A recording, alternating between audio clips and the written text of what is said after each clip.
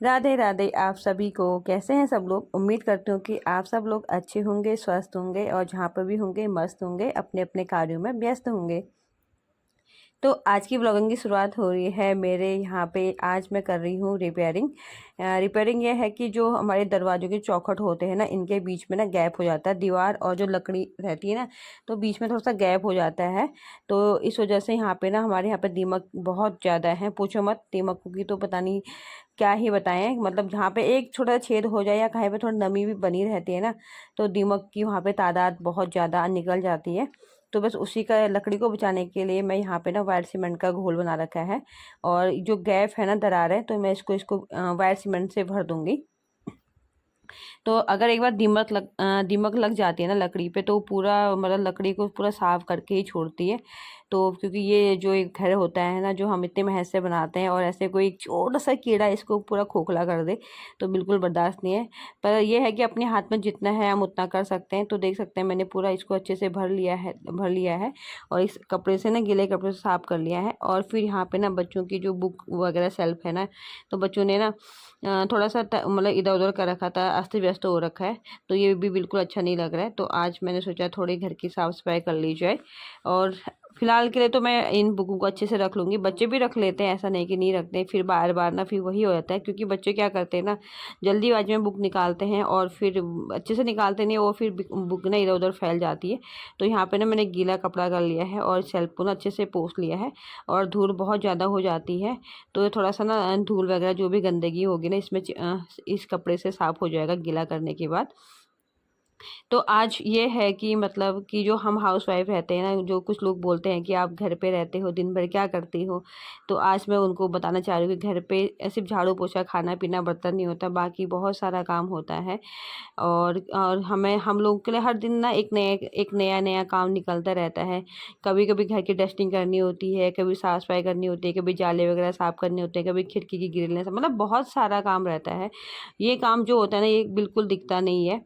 और जो काम पे जाती हैं या जो लेडीज जॉब पे जाती हैं, तो उनका काम तो दिखता है। वो सुबह अपने घर का काम निपटा के जॉब पे जाती हैं और वहाँ पे जॉब करके फिर शाम को आती हैं। तो उनको दिखता है कि वो सुबह जा रही हैं, शाम को आ रही हैं, और हम दिन भर घर पे रह के रहते हैं और हमारा काम बिल्कुल भी नज़र नहीं आता है। क्योंकि ये काम ही चोर वाला काम है। मैं तो इस काम को ना चोर वाला काम बोलती हूँ, क्योंकि ये काम बिल्कुल दिखाई नहीं देता है अगर हम।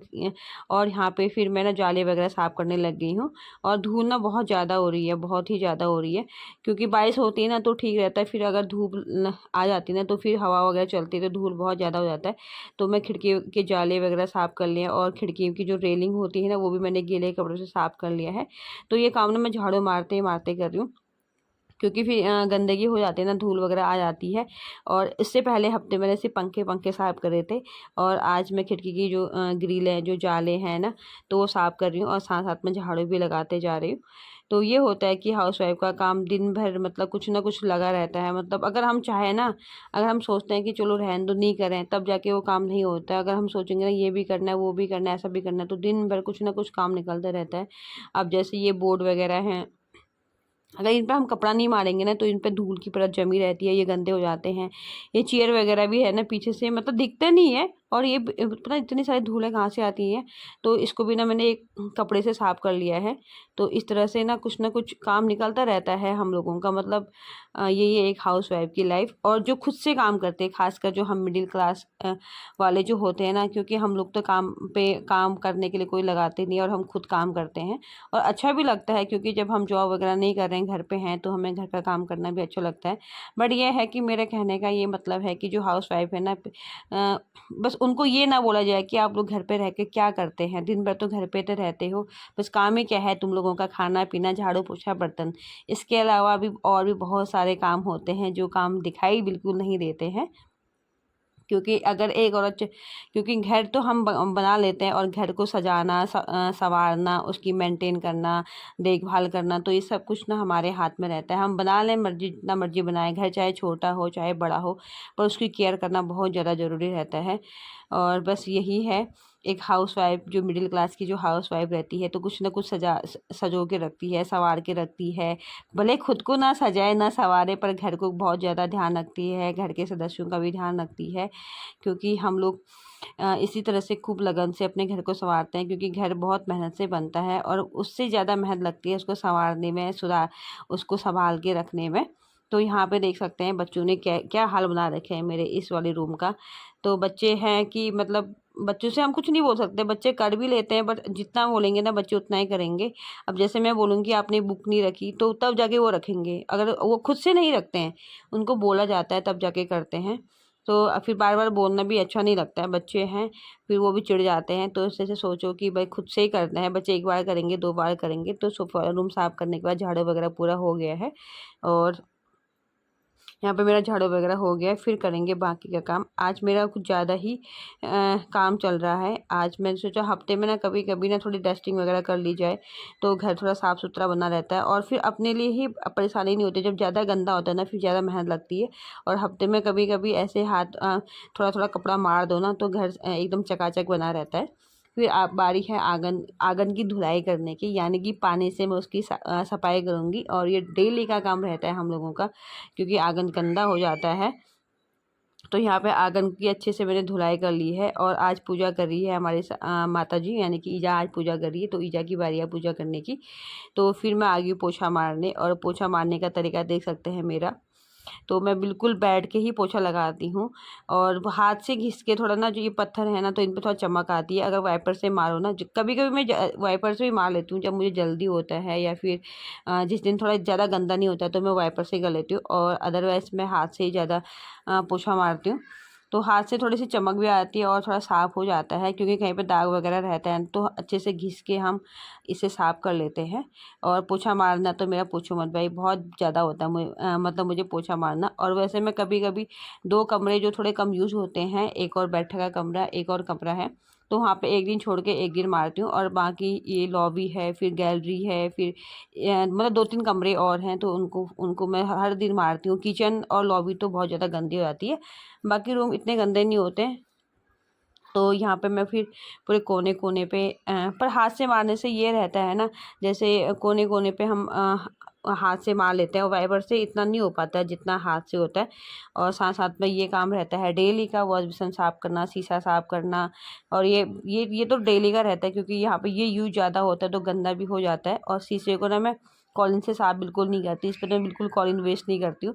तो यहाँ पे शैम्पू हो गया या हैंड वॉश हो गया तो उसका जो झाग होता है ना, तो उसी से मैं शीशे को लगा देती हूँ, और थोड़ा हल्के हल्के हाथ से मल लो ना तो ये साफ़ हो जाते हैं। तो इस तरह से ये साफ़ सफाई का काम जारी है।